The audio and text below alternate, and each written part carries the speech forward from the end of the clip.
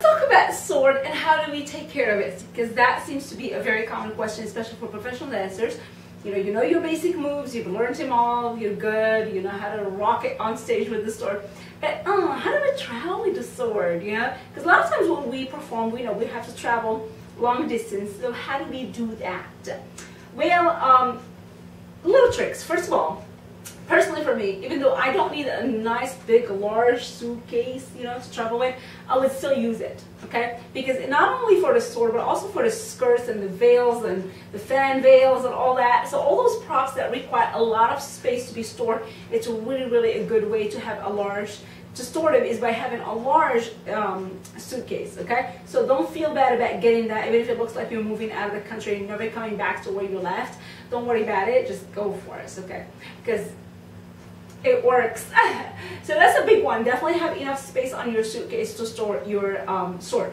The second thing I would say is definitely make sure you wrap it, you know, in something that's very patty-like and very delicate. Excuse me, not very delicate, I mean very soft, so it doesn't scratch the metal. Chances are you're probably not going to be packing things like that, but I mean, like, don't put it against like jewelry and things like that that are metal that are going to scratch it.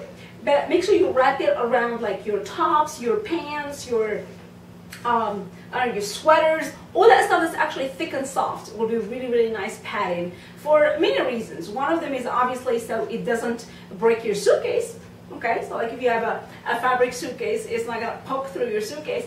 But also, so when, you know, airline, you know, workers, you know, they just like throw your suitcases right and left, you know how it is, right? So, so it doesn't get damaged and damage everything else. I mean, you never know what happens, right? How we are also being surprised with stuff. I'm like, how did that happen? And then you have to think and think and think, and then you have all these scenarios in your head, and you're like, oh,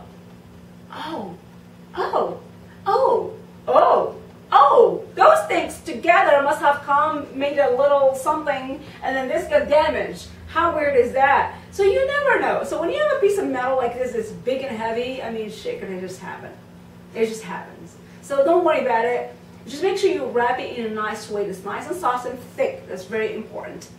Also, another thing is when you're performing with it, this is just not necessarily about travel with it, but how to take care of it in general. Once you perform and you finish your performance, make sure you actually clean it. I'm ashamed to say, but the one I'm using right now is not clean. But I actually happened to just perform with it yesterday as I'm recording this video today. But I would say this.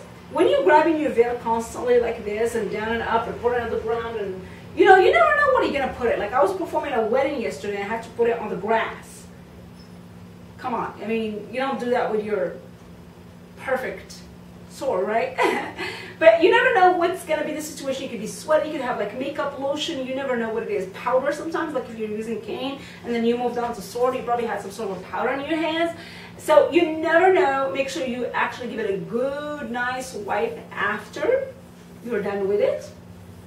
So personally, what I like is to wipe it with is, gosh, what do you call that? I totally forgot. It's not good. Like I'm supposed to be telling you something important right now. Baking powder. Yes, baking powder, that's what it's called.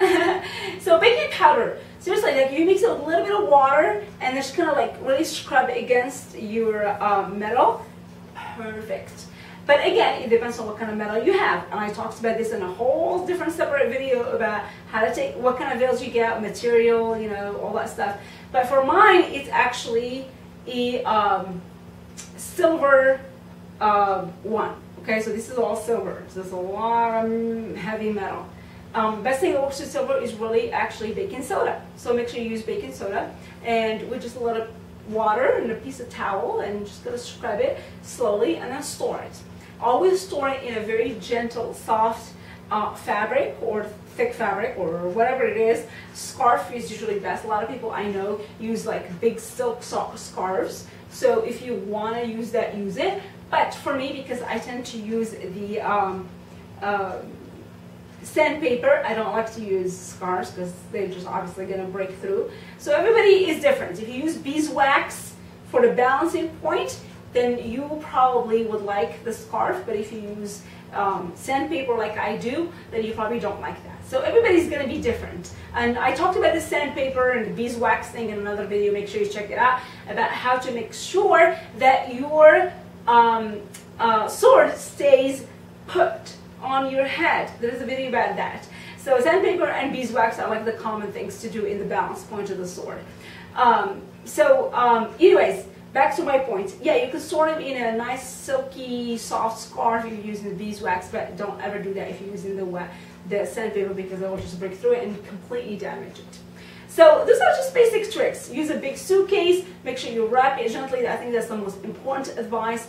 When you're done with it, performing, make sure you always scrub it right away, because if you let it stay still, and then maybe it's some material that you don't know, because sometimes, a lot of times when we buy actually our tools, we don't even know what kind of material is being used to make these things, okay? So if you don't know and it happens to be something that could rust, it will rust. So make sure right after your performance, give it a little quick scrub, as I said, with a little bit of water, a towel, and baking powder, you're good to go.